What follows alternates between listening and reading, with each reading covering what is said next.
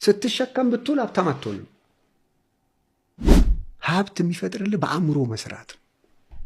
ጭንቅላት አስቦ የሚሰራው ስራ ነው እንጂ ስትሸከም ብትውል ሀብታም አትሆንም።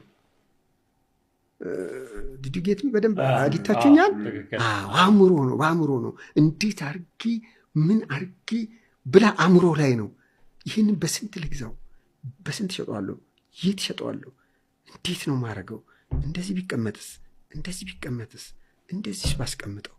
ይህ አእምሮ ነው የሚሰራው። አየህ፣ እሱ አእምሮ ላይ ያንን ታስብና ትወስናለህ። በቀጥታ ያን ወደ ተግባር ለማስገባት ትሄዳለህ። ከዛ በኋላ የምትፈልገው ነገር ሁሉ ይሳካል። ልንገርህ እጅግ የሚገርም ነገር፣ አሁን 3000 ይሰራ የለም ራይድ በቀን አይሰራም? በቀን 3000 ይሰራል አይደል?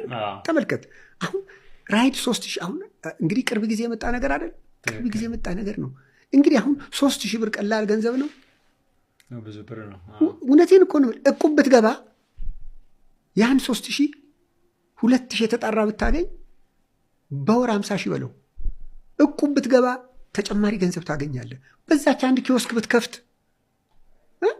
ትሰራለህ። ብዙ እድል አለ። 2 መኪና 3 ልታረግ ትችላለህ። ትልቁ መኪና አሁን ከተማ ውስጥ አይታችሁ ከሆነ የውሃ ላስቲክ የውሃ በርሜል ጭነው የሚሄዱ አላያችሁ? በአሮጌ ምንድነው የሚባለው አይሱዙ፣ በአሮጌ አይሱዙ 4 ባለ 1000 ጭነው ወይ 5 ጭነው በቀን 3000 ብር አንድ ጊዜ 3000 ይሰጣሉ። ውሃውን የሚገዙት 200 ብር፣ ነዳጅ 800 ብር ያውጡ። ኦኬ 1000 ሆነ አይደል? 2000 ብር ኪሳቸው ይገባል። በቀን 3 ቢሰሩ 6000 አይደል? ኮንስትራክሽን ቦታ የሚሰራ አለ፣ ኮንትራት ይገባሉ። ከበረታ ማሰብ ነው።